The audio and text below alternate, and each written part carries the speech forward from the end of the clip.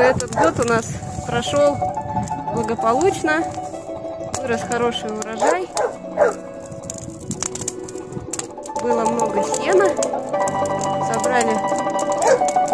собрали травку на чай и разные снадобья.